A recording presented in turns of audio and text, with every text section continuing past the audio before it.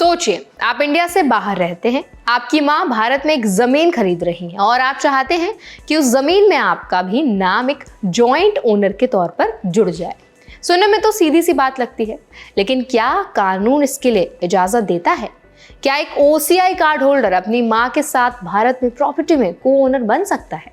आज इसी पर बात करेंगे। कौन क्या कर सकता है, किन शर्तों के साथ और कहां गलती करने पर मुसीबत हो सकती है।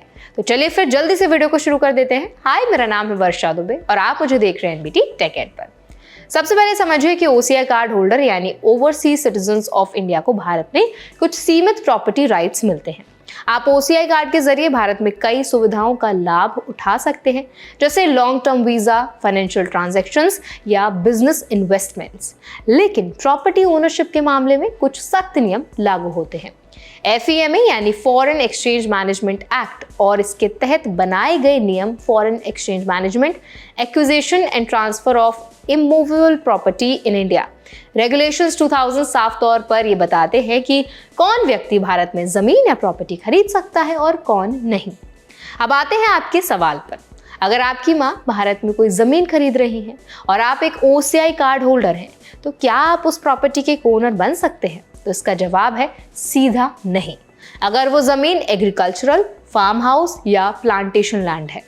FEMA के तहत कोई भी फॉरेन सिटीजन या OCI होल्डर ऐसी जमीन नहीं खरीद सकता, लेकिन अगर आपकी माँ रेजिडेंशियल या कमर्शियल प्रॉपर्टी खरीद रही हैं, तब भी आपके लिए को ओनर बनना आसान नहीं है। रेगुलेशन 4 के मुताबिक भारत में रहने वाले और बाहर रहने वाले मिलकर एक प्रॉपर्टी नहीं खरीद सकते अगर उसमें विदेशी नागरिक शामिल है। इसका मतलब है कि अगर आपकी माँ रेजिडेंट है और आप OCI हैं, तो साथ में लैंड खरीदना FEMA कानून का उल्लंघन होगा।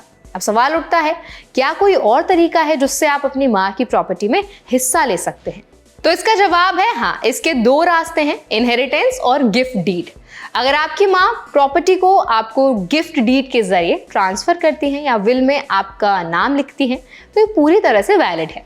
यानी अगर आपकी माँ भारत की रेजिडेंट है और वो चाहती हैं कि आप को ओनर बने, तो वो आपको अपनी हिस्सेदारी गिफ्ट कर सकती हैं या विल में लिख सकती हैं। इस प्रोसेस के लिए किसी गवर्नमेंट अप्रूवल की जरूरत नहीं होती, बस ये ध्यान रखना होता है कि ट्रांसफर रजिस्टर्ड गिफ्ट डीड या विल के जरिए हो। अब अगर आप फॉरेन सिटीजन हैं और अभी तक आपने अपना OCI कार्ड अप्लाई किया है लेकिन अप्रूवल नहीं मिला, तो तब तक आप भारत में कोई प्रॉपर्टी नहीं खरीद सकते। और हाँ, OCI कार्ड मिलने के बाद भी आपके अधिकार वही हैं जो एक NRI यानी कि नॉन रेजिडेंट इंडियन के होते हैं। यानी आप केवल रेजिडेंशियल और कमर्शियल प्रॉपर्टी खरीद सकते हैं, एग्रीकल्चरल या प्लांटेशन लैंड नहीं। यहाँ एक और ज़रूरी बात है, जब भी आप इनहेरिटेंस या गिफ्ट डीड के जरिए प्रॉपर्टी लेते हैं, तो ध्यान रखें कि ट्रांजैक्शन FEMA और रजिस्ट्रेशन एक्ट के तहत हो। इसके लिए सबसे बेहतर तरीका है कि आप किसी लोकल प्रॉपर्टी लॉयर की मदद लें, जो आपको पेपर वर्क और रजिस्ट्रेशन की लीगलिटीज समझा सके। गलत तरीके से प्रॉपर्टी ट्रांसफर करने पर FEMA वायलेशन हो सकता है, जिससे आपको पेनल्टी और लीगल नोटिस जैसी दिक्कतें झेलनी पड़ सकती हैं।